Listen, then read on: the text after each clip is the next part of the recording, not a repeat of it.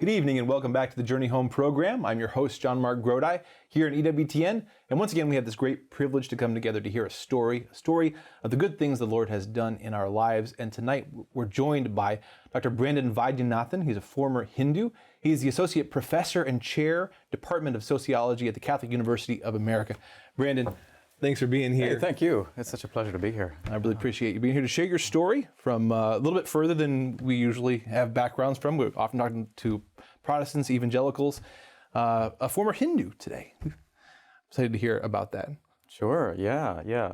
So I grew up Hindu. I grew up in, not in India. My parents are from India, but they moved to the Middle East. I was born in Qatar and I spent my childhood mostly in Oman, which is a sleepy country on the Arabian Gulf. And very peaceful place, but not much happens there. And I would find myself growing up there in a sort of pan-Indian environment. So a lot of Indian guest workers in the Arabian Gulf. And so I was growing up immersed in an Indian community, but not people from my parents' background, but other parts of the country. So it's very multicultural in that sense. And my parents are very devout. They're Brahmins, so the Brahmins are sort of the highest caste in Hinduism, and they were very devout.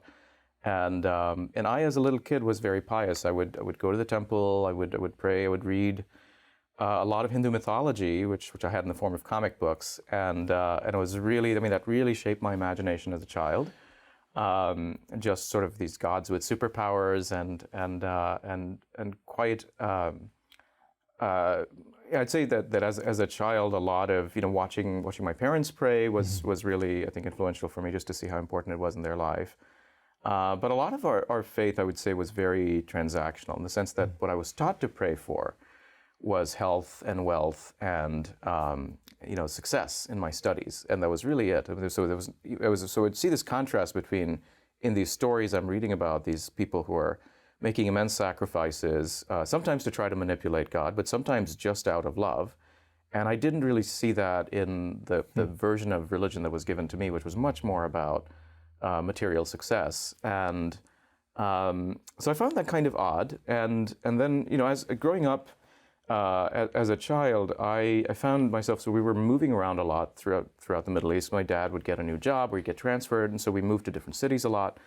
And I felt that I had to constantly reinvent myself. And I was always trying to be the best at my studies, the best at sports, and so on, in part because my dad's motivational strategy was to tell me that I was worthless if I was not the best. So it's not what he actually believed, but India is, a very competitive country, and I think, having left that environment because it was hard to come by jobs there, I think he really wanted, me to develop a thick skin, but also really to be competitive.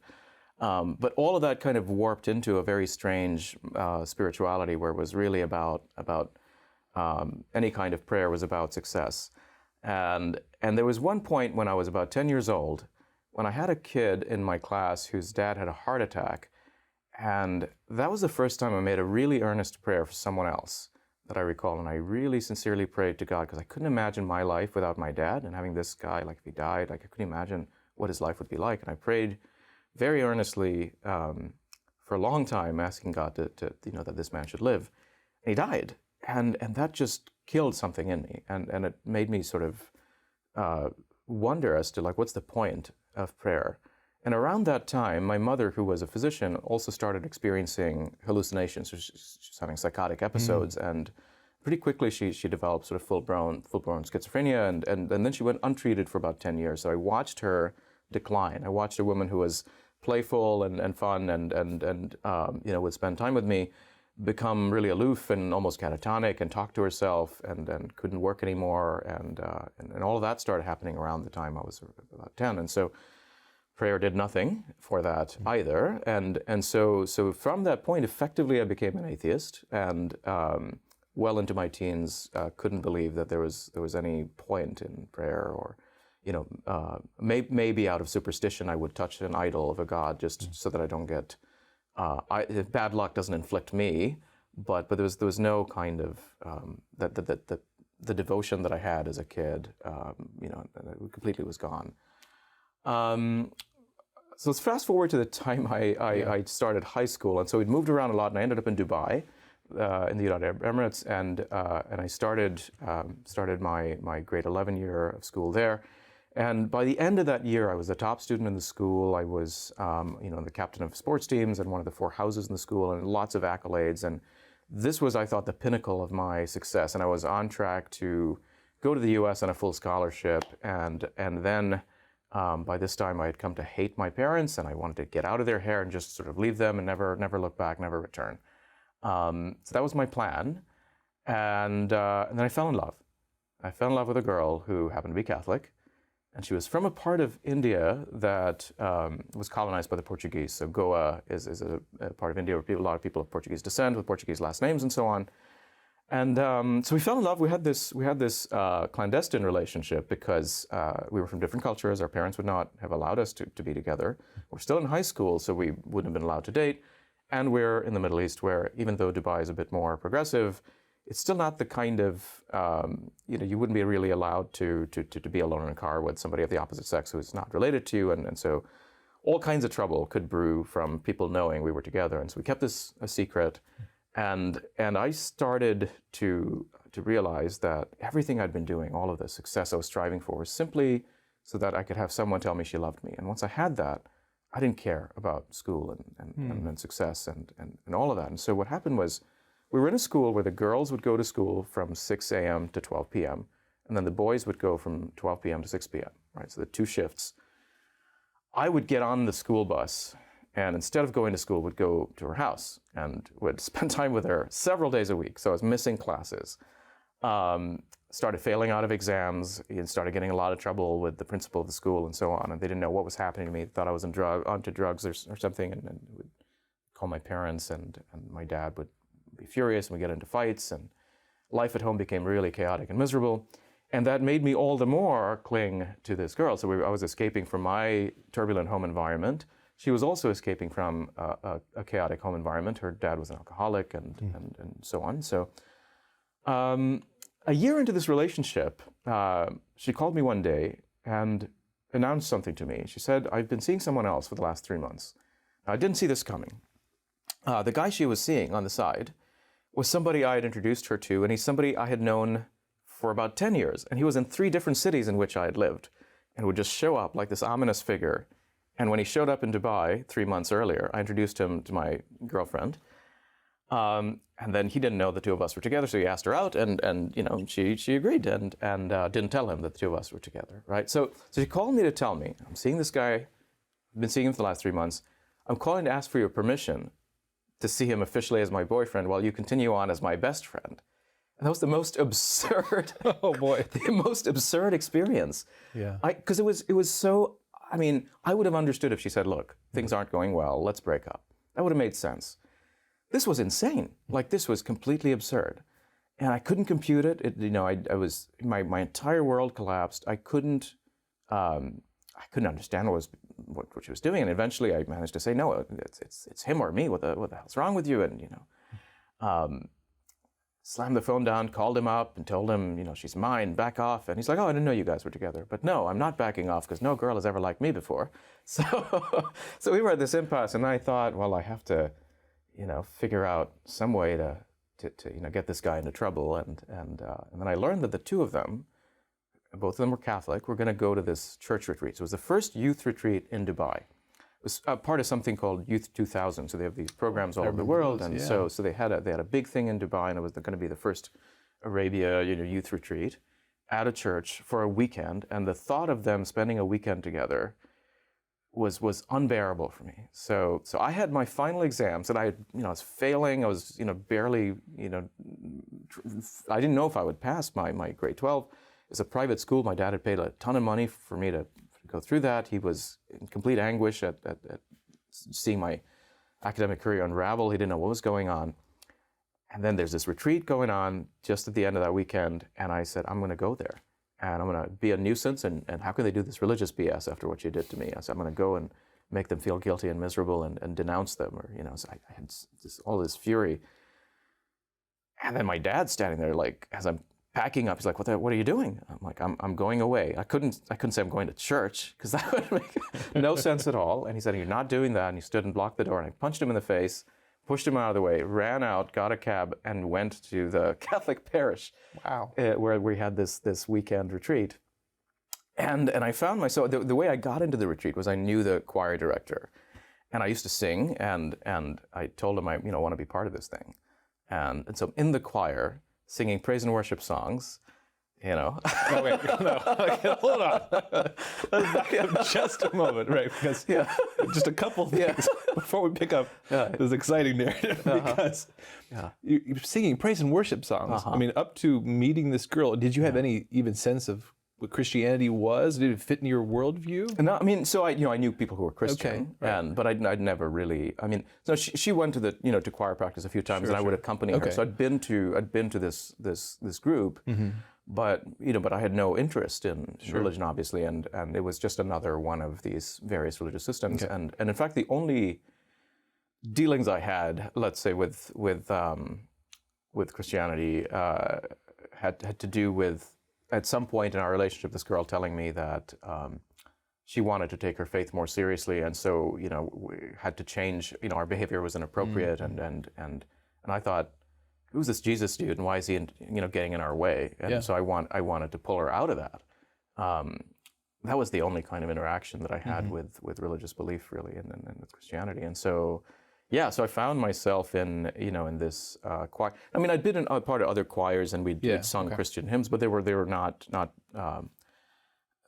sung out of a spirit of prayer. They were just a performance, right? Sure. Whereas now this was meant to be for the sake of drawing people into prayer. And I'm standing there, and I know the music, and we're singing all this, open the door to the King of Kings, and so on, and glaring at these two, trying to make them feel as uncomfortable as possible. Both of them were in the choir as well. But I found during that retreat, we had these moments of reflection, the Eucharistic adoration and so on, and there were these moments during which I was really forced to be with myself and confront the facts that I was so sure I knew where my life was going. I had all these plans. Then I met this girl, and I was so sure I was going to marry her. And really, for me, it was a sense of, it's us against the world. Our parents are not going to approve it, but I had all these narratives that came out of Bollywood movies and so on about, the young couple defying the odds and making it on their own. And all of that was over. Like, I couldn't imagine how we would, how that life would happen. And I had nothing to live for. I was probably going to fail my exams. I couldn't imagine living my life in my house, just being, stuck with my parents, had nothing else to live for.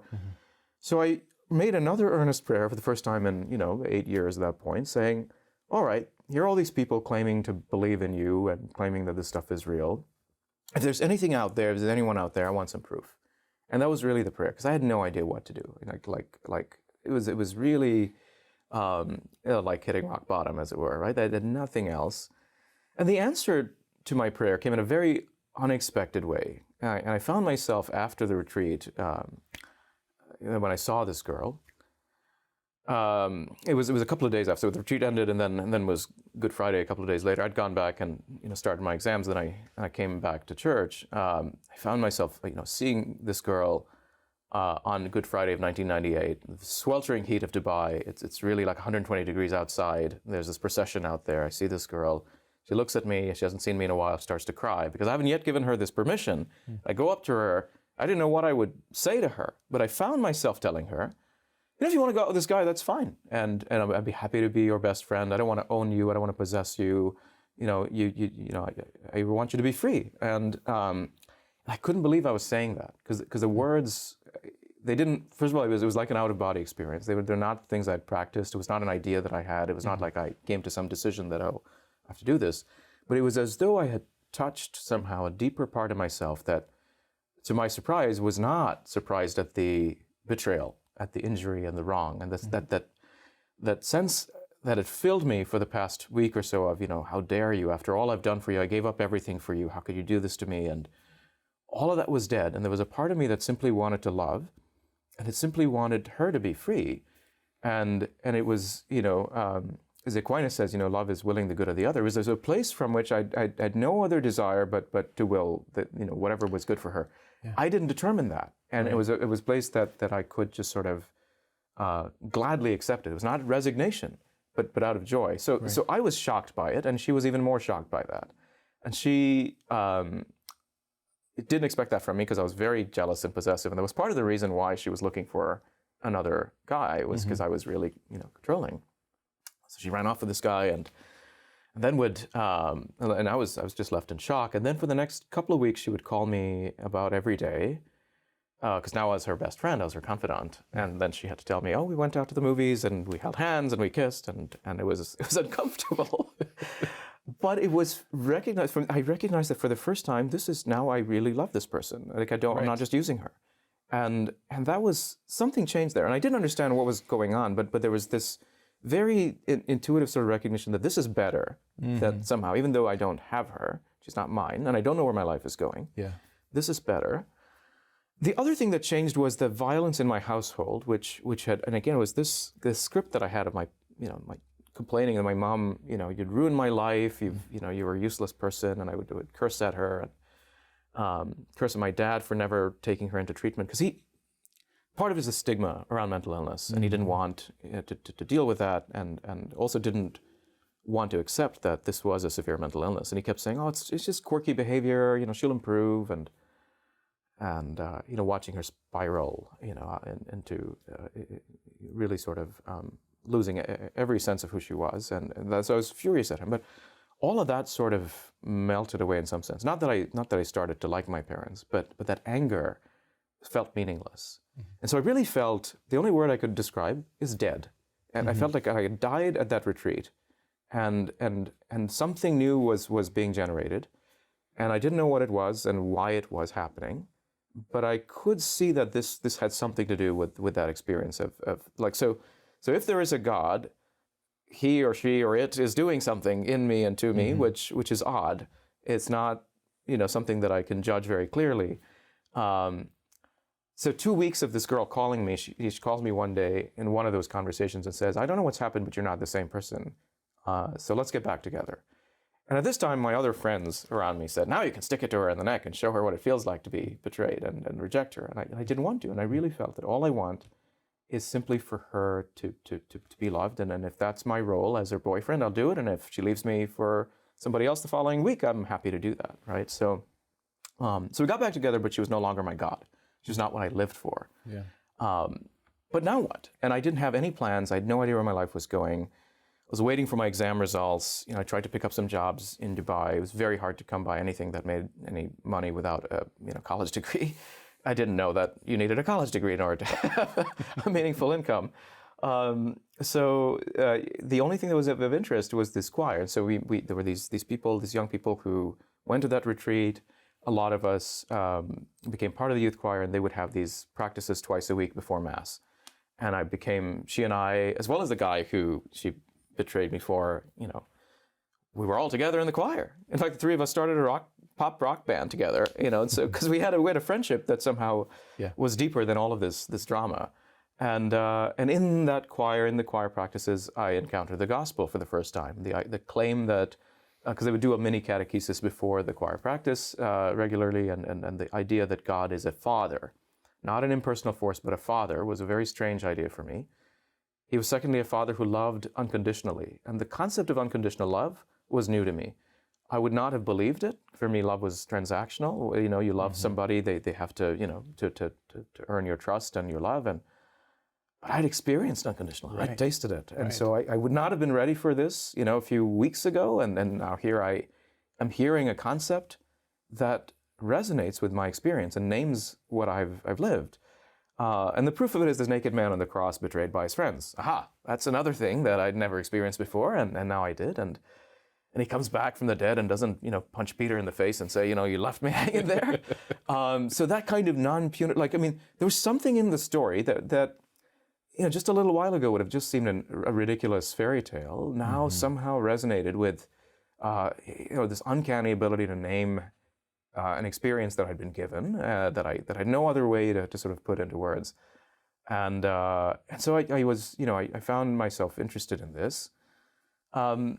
But the only reason I thought about baptism, I thought about becoming a Christian, was that this girl and I were together. And I thought, well, we'll probably get married. Our relationship is good now. We've sorted through sort of, the difficulties, and we'll likely be together. So I went to the head of the guy there was this lay evangelist who had started a youth group there, and I told him I was thinking about this, baptism and becoming a Christian. And he said, "Why? Who is Jesus to you?" And that was not a question I expected. Mm-hmm. So keep in mind, I'm here in this youth group regularly. Everyone knows I'm a Hindu. I'm not. They also probably know I don't really believe in God or anything. Nobody asks me any questions. They're not, "Well, why are you here?" And this is the first time I have a question being posed to me, is when I go up and ask, about baptism. I had no way to answer that question. I said, "I don't know who Jesus is. I think he's something powerful," or I mumbled something. And he asked me about my story and what happened, and I told him. He said, "Look, Jesus he's alive. He's real. He's risen from the dead. He's a person that you can speak to, and he's touched your life. Obviously, he's done something. Look at your life and see, something's changed. He's touched you. He's working in your life. So talk to him." I said, "Look, man, my mom talks to invisible people. That's not for me. I'm not going to sit and mumble." So he said, "All right, why don't you take a little notebook or a piece of paper and write a letter as though you're writing to a friend and have a conversation with someone." I said, "All right, that I could do." So I went home that evening and bought a little, stationery shop, bought a little orange notebook, and I started writing stuff that I didn't know had to be written. Questions inside of me, anger, perplexity, just what is happening? Like, what is going on? Who are you? Why are you real? And just sort of all of this stuff that kept pouring out for pages, and it was stuff that was so it was hard for me to even face the questions I had, and so I would write one sentence over another until I tore through the page, just because I couldn't bear to see what was inside me, and then I found myself almost confronted with some sort of presence that was there, which was all I could describe it as a presence of peace, but not. I'm not just writing in a notebook. There was some other, there. It kind of freaked me out a bit, and so I went back to this guy and said, "I need to, here's what's happening. I need to understand what's going on." And fortunately, this guy was very well read and very well trained in theology, and so he had a lot of knowledge from Augustine and from the Church Fathers, from C.S. Lewis, from Thomas Merton, and sort of various people who he would sort of guide me to, and we had a lot of long conversations over several months where he had a job where he worked 3 days on and 3 days off, and on his off days we would spend hours just sitting and talking through my questions about, I don't believe in immaterial entities. How can this be real? And the Lewis's argument on the Lord, the lunatic, and the liar, and just so many different references that all just made a lot of sense to me. And so very quickly, from the point of my initial breakup with this girl to my eventual baptism, confirmation, and so on, the sacramental Grand Slam, all of that happened in 9 months. Wow. Very, very quickly, because this evangelist, as well as the parish priest and a few others, thought they needed me to make a decision soon, because I was going to leave to go to Canada, because it was cheaper than being in Dubai to go to college in Canada.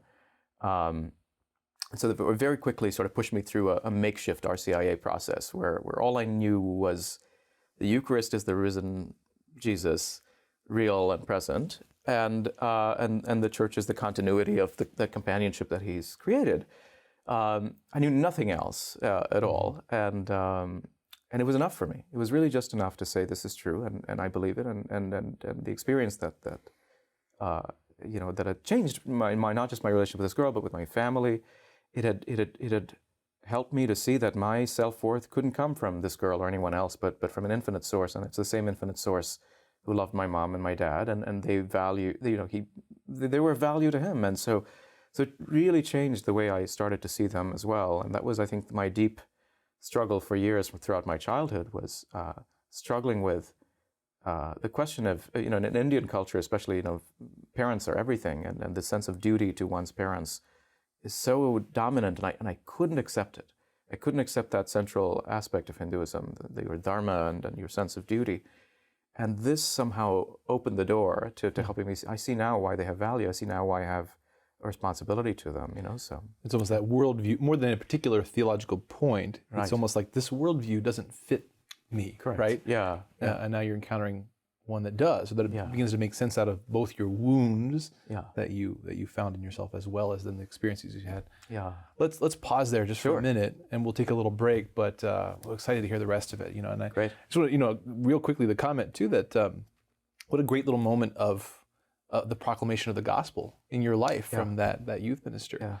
Yeah. Sometimes I think we don't do it because we think it needs to be really complicated. Right. But it comes as simple as like, do you know Jesus? And here's the basics. Yeah. This is the basic worldview of the gospel. But try it on, see if it fits. Right. Right. We'll dig into that more though.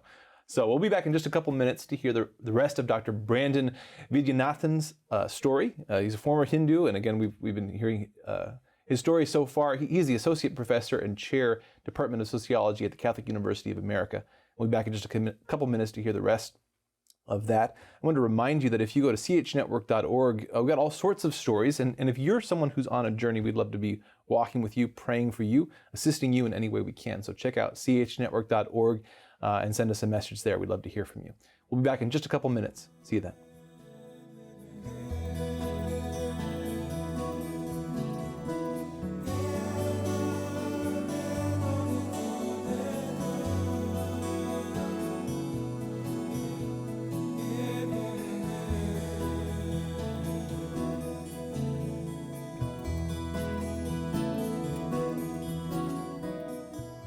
Well, hello and welcome back to the Journey Home program. We're entering the second half of our hour tonight, speaking with Dr. Brandon Vaidyanathan. He's a former Hindu, associate professor and chair at the Department of Sociology at the Catholic University of America. And Brandon, again, we've been hearing your story. Really appreciate it so far. I love the theme that you brought out in this connection between, and we all experienced this, but you brought it, it happened in your story in this poignant way of like this underlying brokenness that we all carry, we all feel of needing to be loved, wanting to be loved, and then you having this experience through a wound, through a betrayal and some of the drama and relationship of experiencing God's love and just seeing how that slowly played out and opened you up. It's an amazing thing. That's really a bit of the heart of the gospel there, that we are broken and need to be loved in a way that we can't give to each other. Yeah. Right? We need God. Right? We have a God-shaped hole. Right? Yeah. As Augustine would say, you're right. Yeah. Mm-hmm. Yeah. No. So that was. Yeah. I mean, it's such a great grace to be given that opportunity. But as painful as it was, I mean, it was through that experience of allowing myself to enter into that brokenness. Right. Mm-hmm. I think that. But there's nothing I could have done to manufacture. That recognition. Right. Of someone who betrays you as someone who merits your love in some way, so that was really like I can't manufacture that, and that I think has been at the heart of what I think has over the years kept me convinced that this is not just something I've made up. It's not just some choice I've made, but a powerful gift, and it's as though in that moment when I, was able to recognize that really what I wanted most from this girl was nothing, but just simply to love her, for her to be free, and I wanted simply to be free to accompany her in whatever capacity she was made for. It was as though I touched a part of me that was more me than myself, and it was a recognition that I was so sure I knew who I was, and I was wrong, that I didn't even know who I was, but there is almost another, who wants to accompany you and to live in you, right? And so much about what the church teaches started to become very clear to me as I started to experience this understanding of what the sacraments are and what grace is, and this sharing of God's life, right, in you. So. I had one other thought just before we go on, and it's just that you began your story talking about how your experience of your Hindu faith as a child was very transactional. So prayer was transactional. I'm doing something. I'm acting to get something. Yeah. And even as Christians, so we recognize that we have intercessory prayer, and we bring to God our needs. Yeah. But the progression of your story, I think, is a good reminder to us, right? That the beginning and end of prayer is what God does, not what we do. Yeah. Right. Yeah. It's being there with God and being loved by Him. Yeah. It's only in the context of His action, that then, yes, we pray for others and we bring God our needs and we work and cooperate with God. But the experience of His love, Yeah. what He's doing. That's the foundation and the summit of prayer is really that. Right. Yeah. No, exactly. Yeah. So my journey, in a sense, just began with my entering the church in early 1999. As I said, I didn't have really any. I had some sort of informal background in theology, just through talking with this youth minister, who then went on. He became a priest a few years ago, but it was only after I moved to Canada that I really had to study. I had to really understand what the church taught, because my first community in Canada for several months was a group of fundamentalist Protestants who would keep interrogating me. Where's that in the Bible? And isn't the Pope the Antichrist? And Mother Teresa's going to hell, and she just works. And where's faith? And so I had to start dealing with a lot of those kinds of questions that emerge, and what many of your other sort of Protestant converts have to deal with. And I had to sort of begin to work through a lot of that and try to understand Scripture, and so that was the beginning of that. But then also, my conversion also, unfortunately, became for me a means to try to escape from my parents. And I had begun to accept them, but I didn't really start to love them. I could accept that God loved them, but for me, I was still, I saw them as, well, they're Hindu, and I didn't tell my parents that I'd been baptized for about a year after, because I didn't know how they would take it. I didn't really know, how they would be affected by it. When I did tell them, my mother, she, of course, didn't. It's not clear how she processed it. My dad didn't seem to have any reaction at all, and I think he was of the opinion that if you believe in God, no matter what you say, you're a Hindu. So, I mean, like, wherever you are in the world, right? I mean, so it's all the same, ultimately the same source. And he could see that something had changed. My relationship with him had changed, and I, began to treat him as a human being and with respect, as opposed to, as almost I can't even describe the ways in which I used to treat him before. So something had changed, and it was real, for him, But I was still not willing to go back, and I didn't want to be, in some sense, contaminated by, as I saw it, the worldview of my parents and of what I'd left behind. So I saw it almost as though God has pulled me out of Egypt and taken me to the promised land, which is Canada. And the name Brandon, which I was given, so it's not my original Hindu name is Ram, it's the name of God, and that got bumped to my middle name because Brandon, I thought was apt because of Saint Brendan the Navigator, who went to Canada and who went to evangelize Canada. That's not the origin of the name that I was given. The name Brandon was chosen by my girlfriend at the time, because I asked her, I told her I need a Christian name for my confirmation. I need a saint's name. She's like, I like the name Brandon. I found out many, many years later, the reason she gave me that name was because she liked the show Beverly Hills 90210. And that's what I'm named after, is the protagonist in that show. God works in very mysterious ways. So it's a bit of humility there. There's nothing, no grandeur there. An American soap opera character. So the perfect boyfriend name for her, so she gets to choose that. But yeah, so I went to Canada, and then for my girlfriend and I were together for a couple of years, and then we really had drifted apart. And by the time I got back, my faith had grown a lot, and it was really central to me. And it was, I was obsessed with reading theology and philosophy, and she just wanted a normal life in Dubai, and I couldn't imagine returning to that world and living there, and I wanted to.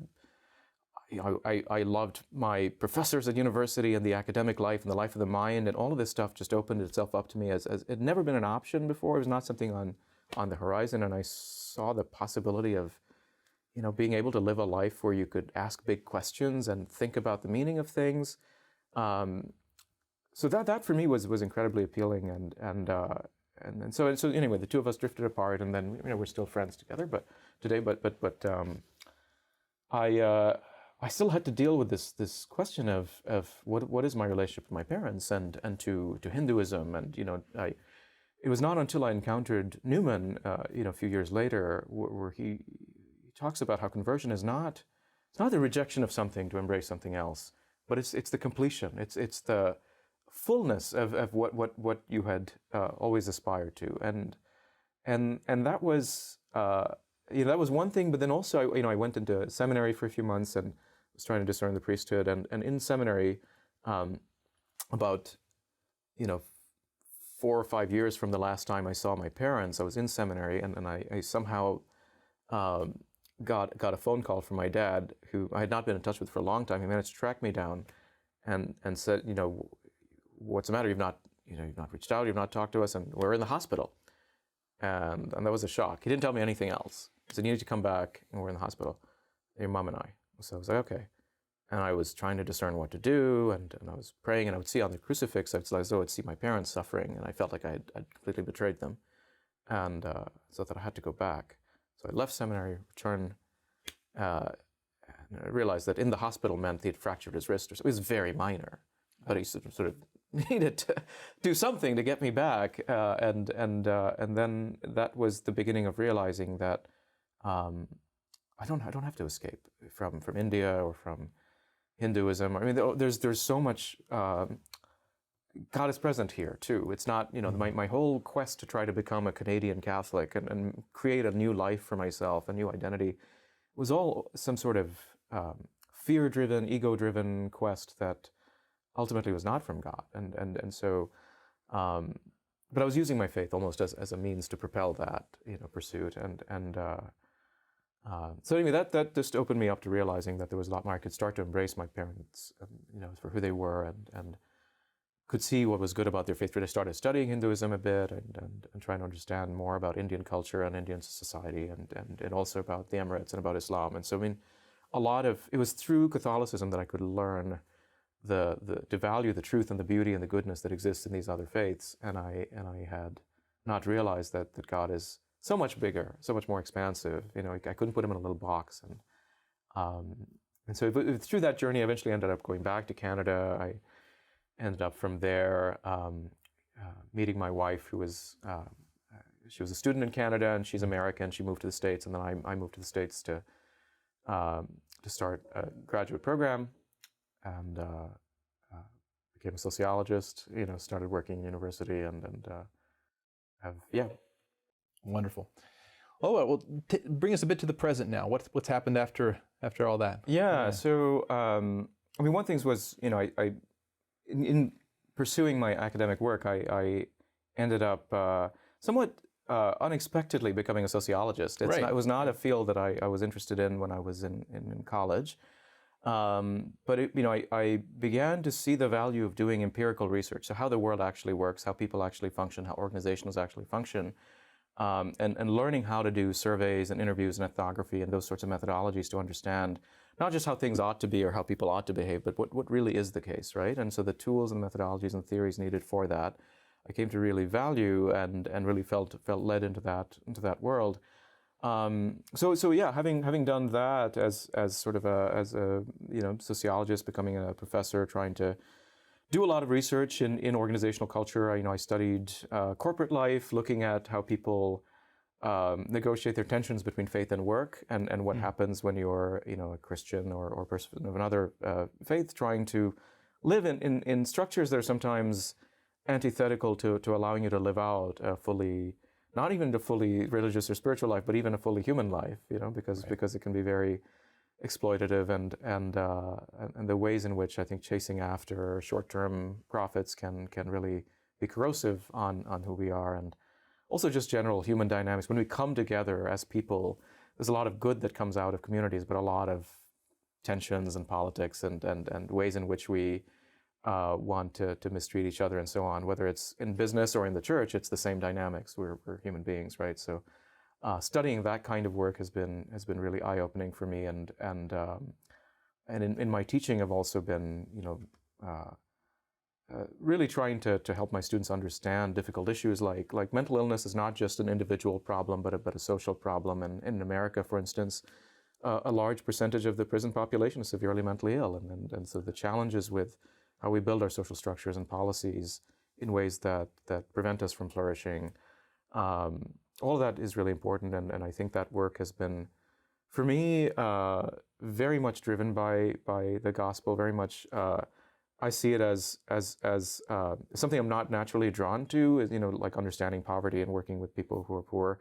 I don't do that for my research, but it's a large part of my teaching, and I feel it's a way of the Lord to sort of keeping me grounded and helping me realize that you study elite. So because I study scientists and I study church leaders and I study business professionals, but don't pretend that that's the world. Like there's so much more that we need to understand and keep in front of us at all times.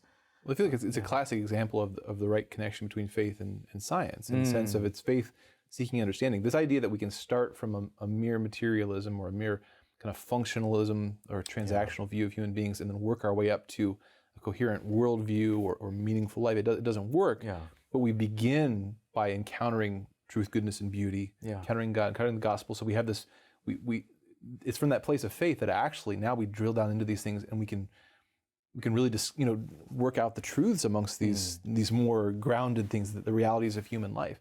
Coming in that direction, that's what's happened throughout human history, right? It's been those men of faith, men and women of faith, who have pioneered science and sociology and all these other areas. Right. Yeah. With our certainty that there's something that we can know about reality, and that then that can help us to flourish and overcome the challenges we face and so on. And so that is a conviction. If you're a scientist, you have to have that kind of hope. You have to have that sort of faith. Otherwise, why bother? Right. The question, why bother? That's not a scientific question. Yeah. Why bother? That's a religious and philosophical question. Exactly. Yeah. No, so it's such a great privilege. I feel so blessed that I get to do what I do, and people pay me for it. And it's been just a joy of learning how God works through social realities and to communicate this to others through writing or teaching or speaking or the other things I do. Has it all been at Catholic University of America? Largely, yeah. I've been. This is where I've worked as a professor. I worked for a nonprofit foundation before that. I was at Rice University before, so a few other places. But this has really been, I think, in many ways, my professional home. And I appreciate being at a place like Catholic U because of its commitment to integrating faith and reason, and that's really what a lot of my work is trying to do. Yeah. Very good. Well, let's circle back a little bit on a couple topics. We have a little bit of time left here. Yeah. One of the things that we were talking about beforehand, and it comes out in your story, I think, is precisely sort of this Catholic worldview that's able to embrace truth, goodness, and beauty. Wherever we find it, it contrasted with kind of and it's funny because you had the experience with those fundamentalists. You did talk about that. Maybe you can bring out some more of those discussions. But a view where there's a real suspicion about the rest of the world, versus a Catholic, a universal view that kind of embraced truth, goodness, and beauty. Talk about your experience of that and how you've come to see it now as part of your journey. Yeah. No, that's really interesting. I mean, you'd asked a lot, about my sort of early experience of Christianity. One of the things that I should note is there is a stereotype in India of Catholics, and it's the people who are drinking and dancing, and their women wear skirts, and it's a very sort of liberal view that others look upon with suspicion. This is very foreign. It's very Western, but it's also kind of that liberality, the kind of the freeness, the sense of freedom. I was attracted to that as a kid, the idea that there's something, I mean, I didn't care about religion, but that way of life where there's an openness, as opposed to rules and strictures. And in the West, when you think of, stereotypically think of Catholicism, you think of the rules, you think of Catholic guilt, and you think of all that. But that's not the Indian stereotype. It's the exact opposite. And so I think in my my religious journey, I think one of the things that I struggled early on was with the kind of rule-based or the kind of more closed approach where I was told by people in the church that, you should avoid spending time with Hindus or with certain kinds of Catholics and so on because they'll corrupt you and and maybe there is a need at certain times to immerse yourself with people who are But as I went on, I just felt that it can't be that the world, the rest of humanity is just lost. And then, in the time that I spent with those fundamentalists, I mean, the criteria for who is actually saved and who's actually worth spending time, it was so narrow. And there's no room for, well, what about all these other people? And, how do you deal with them? And but I had to learn, what does it mean to to be open to that. And it was not until it was much after I graduated college, but my undergrad university motto was Philippians 4:8, whatsoever things are true and good and beautiful, So that kept, and over again, I remember being at ceremonies, I had to read this, and I would read that scripture verse over and over, and I think it's very providential that it was given to me, but it's hammered itself way deep into my soul. That's really what, St. Paul is urging us to recognize in reality, where God is present in all things, not just in your narrow little community, and what does it mean for the church to possess the fullness of truth, right? It doesn't mean we shut our doors and sit on some treasure chest, but it has to do something with excavating in all of reality the way to understand these truths, the way to sort of highlight beauty, which is a lot of the work I do these days is on the concept of beauty and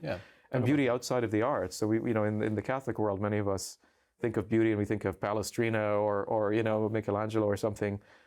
There's a lot more beauty than that, right? And then not even just in nature, but even in the work we do, as whether as scientists or as lawyers or as business people or whatever. And that's the kind of journey that I'm being led to. Is I think God wants us to recognize in all of reality that which is attractive. It can mislead us. Beauty is can be untethered from truth and goodness, but we shouldn't throw it out. We shouldn't be purely suspicious of it.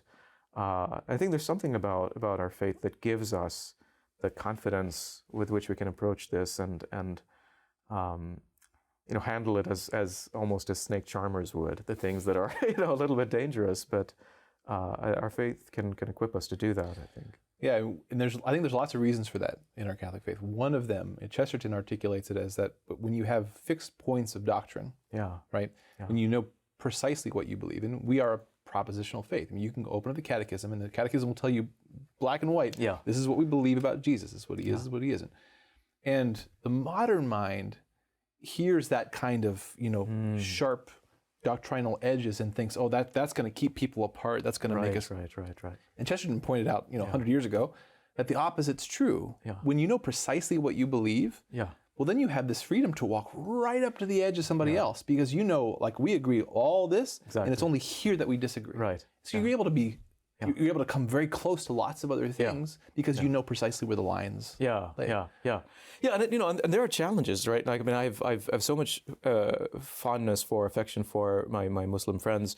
And we have very serious disagreements about the reality of Jesus. Did he die? Did he resurrect? Right? I mean, those are serious disagreements. But there's so much else that we share in common, and who knows when those disputes, how God will solve that problem. That really seems like there's still so much that is out of our hands. But we can. That doesn't mean we approach each other with suspicion. But we journey together in pursuit of truth, and we celebrate the beauty and goodness that we can bring about in the world together, right? And the same with Hinduism too, which there's so much that I've been learning, and I think again, it's through my now Catholic lenses that I can see and appreciate things that I never would have been interested in as a kid, and yet that doesn't mean that I'm not a Catholic, right? To be able to appreciate that. Well, it seems like on the one hand, the more theoretical point is just that God is not a player within the universe. He's God of reality, and so. We would expect him to, he's we're going to find him everywhere. His fingerprints can be everywhere. The moral relational point, though, and that's kind of what you were highlighting there a little bit, is that recognizing that God made each human being, he loves them, he endowed them with intellect and free will, and they are on a journey, right? And so when we encounter them, we're not encountering someone who's like somehow cut off from God completely. Exactly. God's in and working in their lives.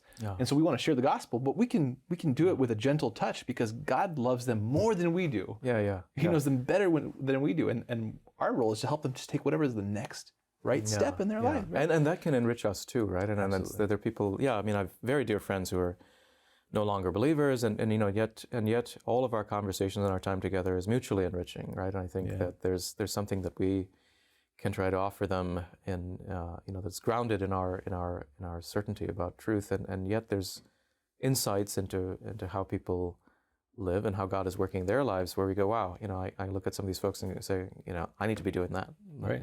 So. Yeah, we can remain open to the opportunities God gives us to share our story, to share the gospel, and be praying for people too. I mean, talk a little bit about that too. We started the story with prayer, very transactional, cold sort of view of what prayer is. Talk about what that looks like now. I mean, it's entirely, I mean, the way I think have come to maybe that one of the things that really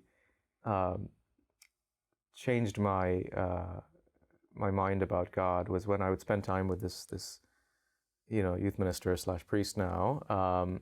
What I found striking was that he could access God, like in conversation, and so he would pray with me, and his prayer was always just it was a deeply intimate conversation with somebody who was with us, who I couldn't see. And that conversation was more intimate than any conversation I had had with even my girlfriend, right? There was such a level of deep relational connection.